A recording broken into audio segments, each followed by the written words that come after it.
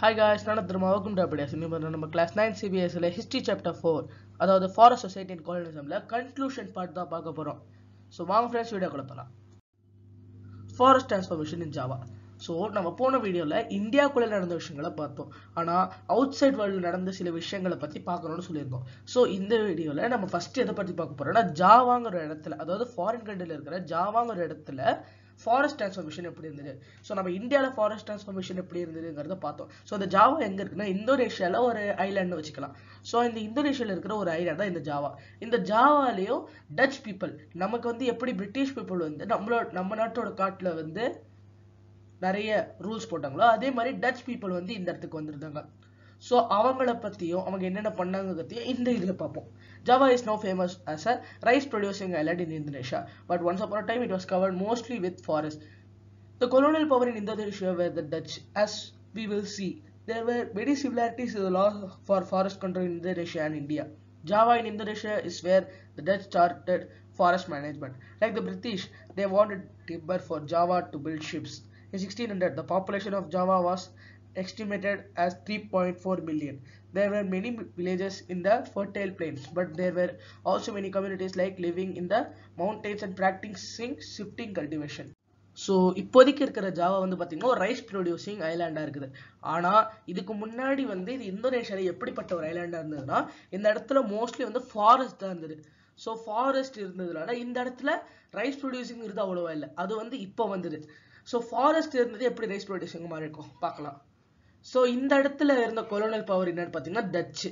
So Dutch, Danish, British, French, so அவங்க எல்லாருமே இந்த பேர் வேற ஒரு இடத்துக்கு போயிருந்தாங்க. நம்ம இந்தியாவில் வந்து பார்த்தீங்கன்னா எல்லா 4 பேர் வந்திருந்தாங்க, டச், டேனிஷ், ஃப்ரெஞ்ச், பிரிட்டிஷ். ஆனால் அதிக மணி நேரம் இருந்ததோ நிறைய விஷயங்களை பண்ணதோ பிரிட்டிஷ் தான்.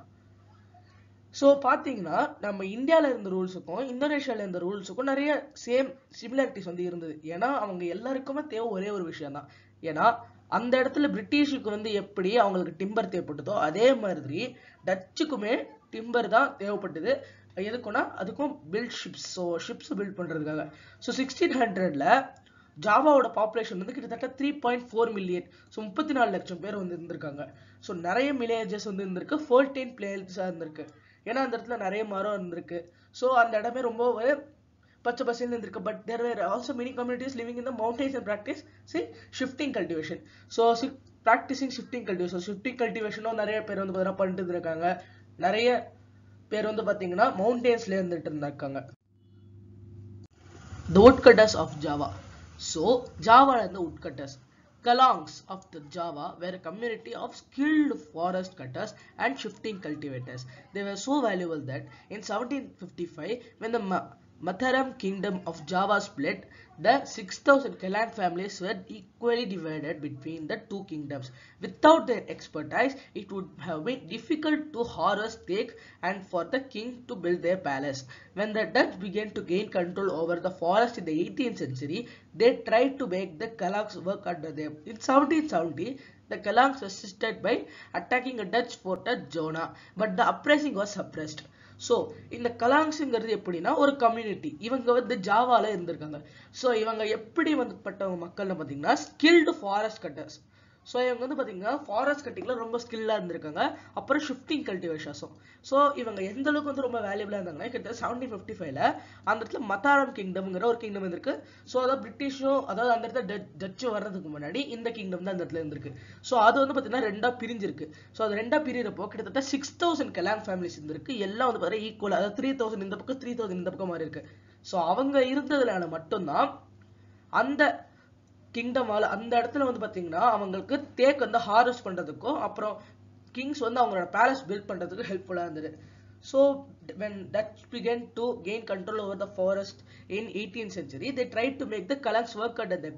ஸோ டச்சு வந்ததும் நீங்கள் எந்த அளவுக்கு ரொம்ப கம்யூனிட்டி, நீங்கள் வந்து ரொம்ப டேலண்டடாக இருக்கீங்க, ஸோ அதனால எங்களுக்கு வேலை செய்யுங்கன்னு 18th century வந்தவங்க கலங்ஸை வந்து அவங்களுக்கு கீழே வேலை செய்ய வைப்பாங்க.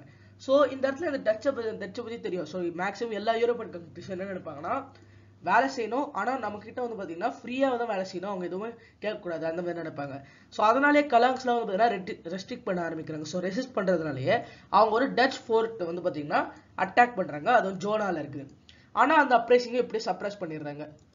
Dutch scientific forestry. In the 19th century, when it became important to control territory and not just people, the Dutch enacted forest laws in Java, restricting villagers' access to forests. Now, wood could only be cut for specific purposes like making river boats or constructing houses, and only from specific forest under close supervision.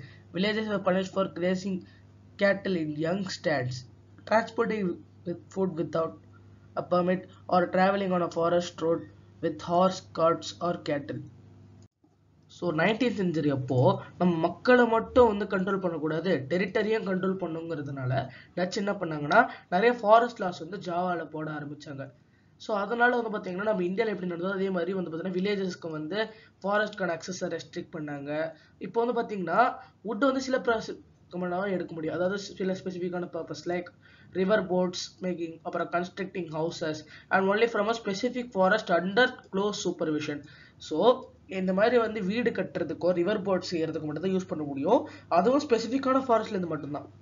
அந்த ஸ்பெசிஃபிக்கான ஃபாரஸ்ட்லயும் supervision இருக்கும். So என்ன பண்றீங்க ஏது பண்றாங்கன்னு பார்த்துட்டே இருப்பாங்க. Villages were punishing for grazing cattle in young stands. So வில்லேஜஸ்லாம் வந்து பார்த்தீங்கன்னா கேட்டில் வந்து போய் வளர்ப்பாங்களா, ஸோ அதெல்லாம் கூடாதுன்னு சொல்லிட்டாங்க. Transporting wood without a permit or traveling on forest roads with horse, cattle, carts or cattle. So villages வந்து பார்த்தீங்கன்னா வுட்டை வந்து ஒரு பெர்மிட் இல்லாமல் டிரான்ஸ்போர்ட் பண்ணுறதோ, இல்லைனா ஃபாரஸ்ட் ரோட்ஸை வந்து ஹார்ஸ் காட் இல்லைனா கேட்டில் மூலியமாக ட்ராவல் பண்ணுறதோ. ஸோ இந்த மாதிரி வந்து பார்த்தீங்கன்னா ஹார்ஸ் காட் இல்லைனா கேட்டில் மூலியமாக ட்ராவல் பண்ணால் அது அந்த இடத்துல இருக்கிறது ஏதாவது சாப்பாடு டேமேஜ் பண்ணும். ஸோ அதனால வந்து பார்த்தீங்கன்னா செய்கிறாங்க. So train transporting take out of forest late colonial period. So இந்த மாதிரி வந்து ட்ரெயின் வந்து அந்த இடத்துல இருக்கிற எல்லா தேக்கையும் வந்து எடுத்துகிட்டு போவோம். ஸோ அதை வந்து பார்த்தீங்கன்னா அவங்க எதுக்கு இந்த ஷிப் பில்டிங் யூஸ் பண்ணிக்குவாங்க. As in India the need to manage forest for ship building and railway led to the introduction of forest service. So இந்த மாதிரி வந்து பார்த்தீங்கன்னா ரயில்வேக்காகவும் ஷிப் பில்டிங்காகவும் தான் இந்தியாவில் வந்து இந்த ஃபாரஸ்ட் சர்வீஸை இன்ட்ரடியூஸ் ஆச்சு. In 1882, 280,000 sleepers were exported from Java alone. However, all this required labor to cut the trees, transport the logs, and prepare the sleepers. The Dutch first imposed rents on land being cultivated in the forest and exempted some villages from these rents if they worked collectively to provide free labor and buffaloes for cutting and transporting timber. This was known as Blandengoenstein system.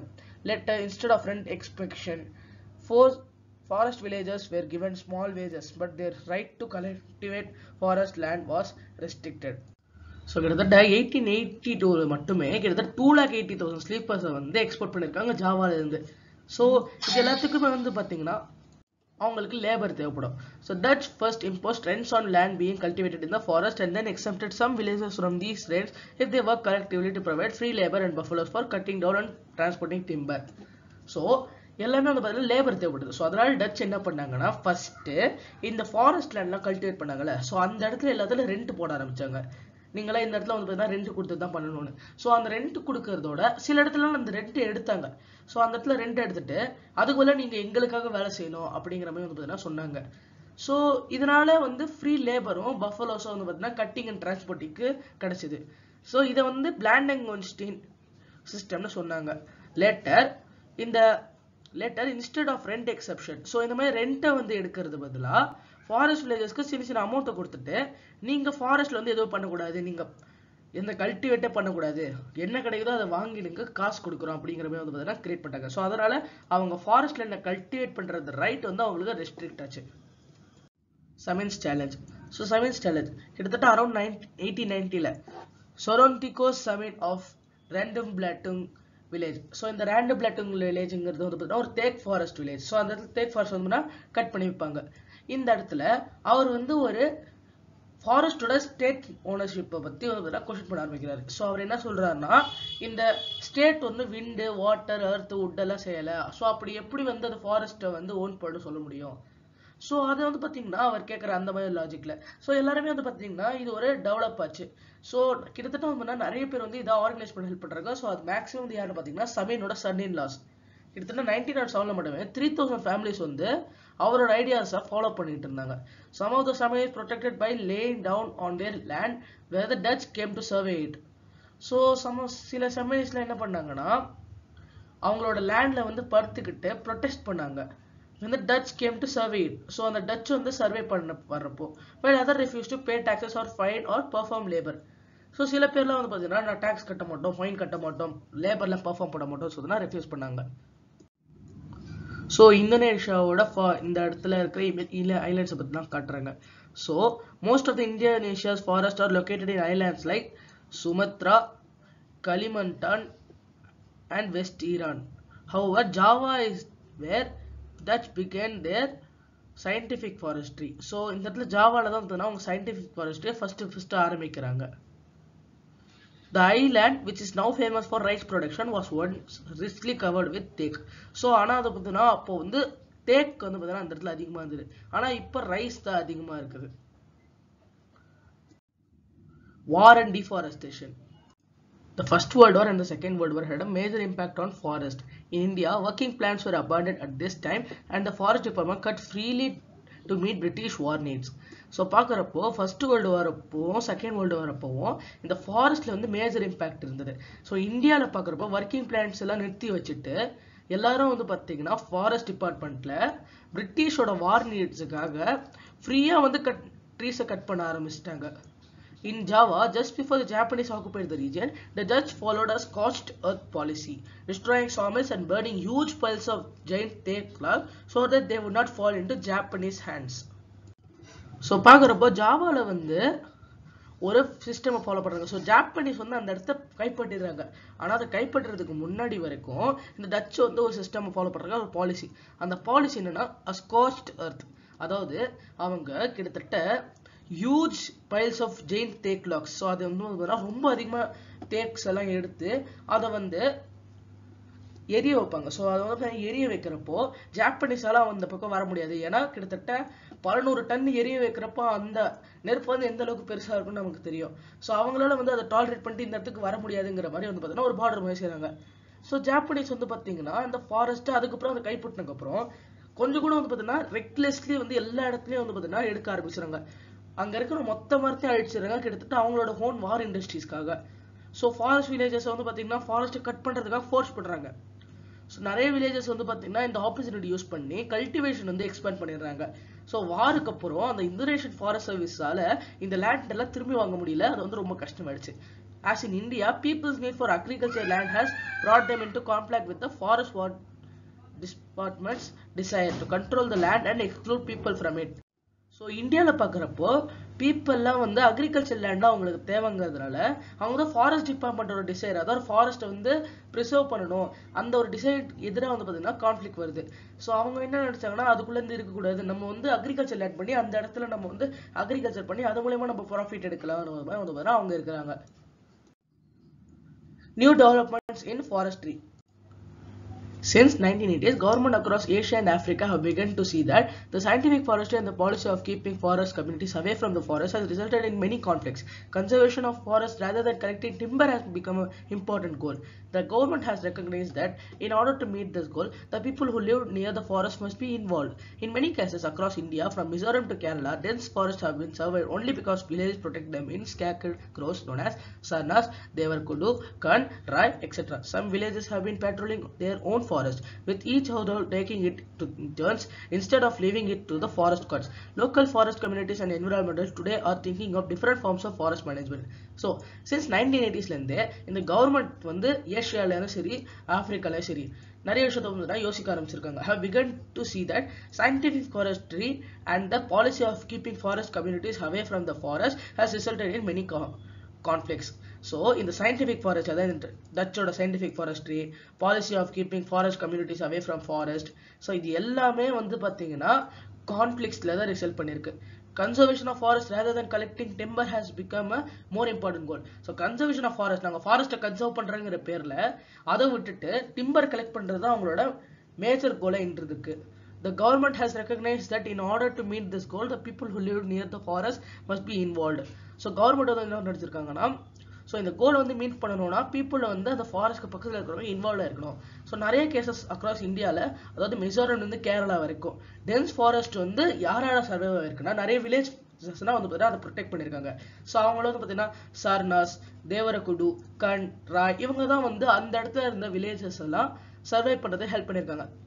Some villages have been patrolling their own forest, with each taking it in turns instead of leaving it to the forest guards.